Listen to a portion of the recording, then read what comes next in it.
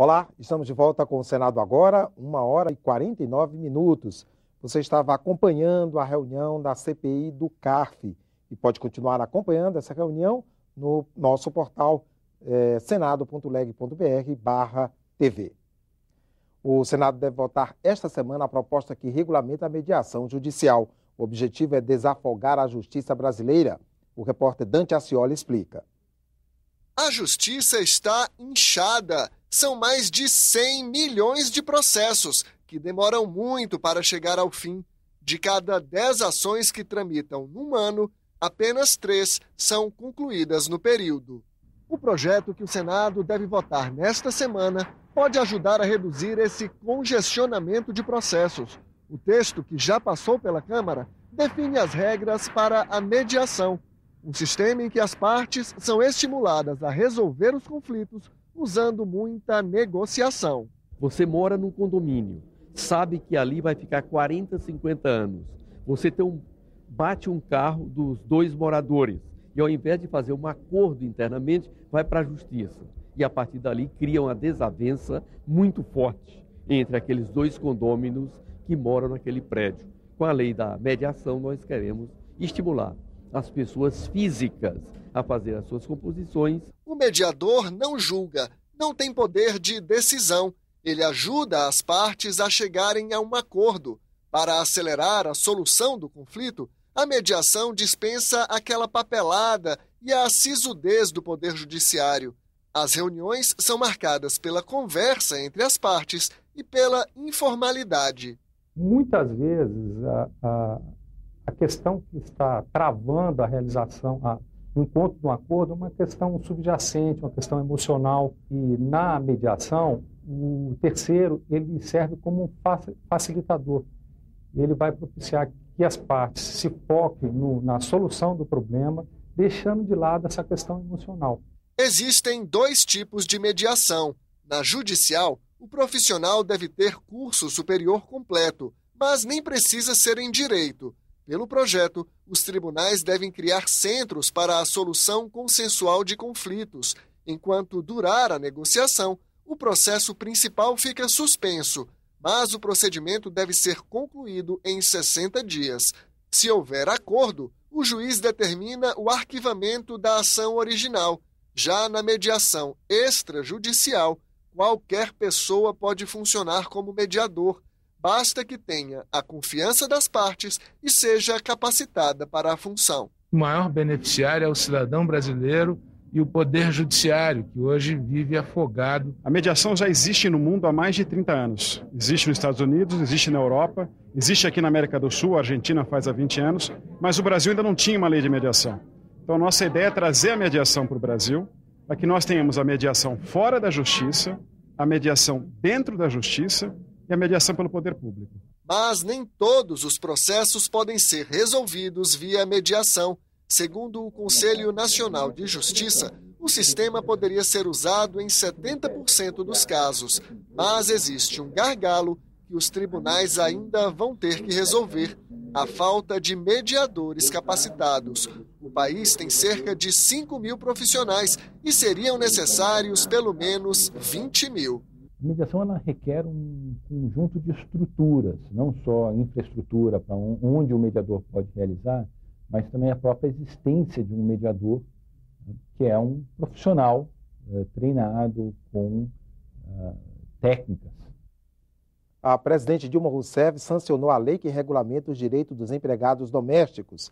Veja as novas regras. As primeiras 40 horas extras devem ser pagas em dinheiro.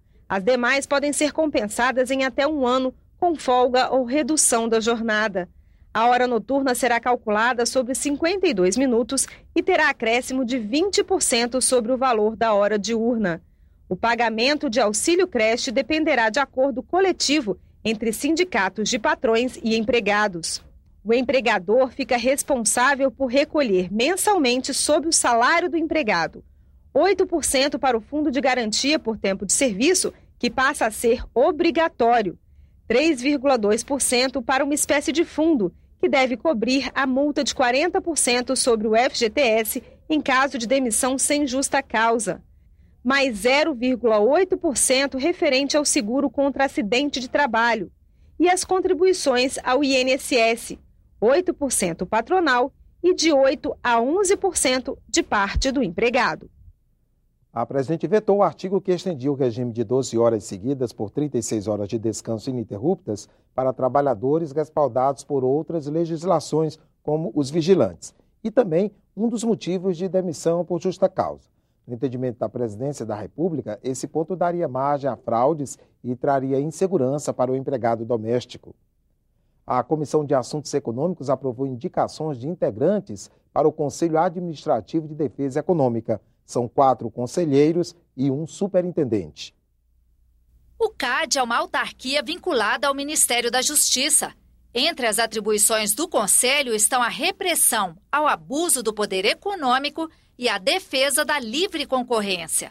Durante a sabatina, os 5 indicados reforçaram o papel do Conselho na investigação e punição à prática de cartel. Os casos de cartéis que estão sendo investigados são em vários mercados, que inclui inclusive as licitações públicas, né? Tem caso de Sabesp, tem caso dos hospitais, né? Medicamentos, próteses, etc. Então, cartel é uma atitude anticompetitiva muito lesiva ao consumidor. Nossos principais parceiros são os diferentes ministérios públicos. Não temos como impedir que as empresas recorram ao Poder Judiciário depois de uma decisão do CAD.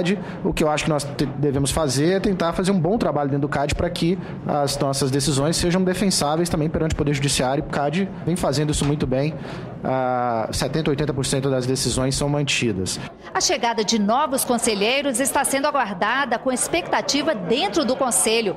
Desde fevereiro do ano passado, o CAD, que é formado por 7 conselheiros, está funcionando com apenas 4, quórum mínimo para deliberação. Em agosto nós ficaríamos sem quórum porque expira o mandato da conselheira Ana Frazão, mas se tudo der certo e o Conselho e o Senado aprovar os nomes que foram apresentados a ele, nós teremos a recomposição plena e poderemos colocar em marcha e julgar todos os casos que estão sob nossa apreciação. Fruto de toda essa rearrumação política, atrasou muito o processo de indicação, sobretudo para agências reguladoras, e o Senado Federal está cumprindo com a sua obrigação na medida que essas indicações chegam aqui, fazendo o dever de casa, que é entrevistar, pesquisar, saber se os indicados são merecedores da confiança e que se estão preparados para poder exercer essas funções. A CPI do CARF realizou uma audiência pública com o presidente do Conselho e com autoridades que comandaram a Operação Zelotes. A operação da Polícia Federal investiga a venda de decisões do órgão ligado ao Ministério da Fazenda. O coordenador da Força Tarefa disse que a atuação do CARF é ultrapassada e pouco transparente. Ao longo de um bom período de tempo, pessoas, a pretexto de prestar consultoria tributária, conseguiram, por meios escusos, manipular alguns julgamentos e produzir um prejuízo bilionário à sociedade brasileira.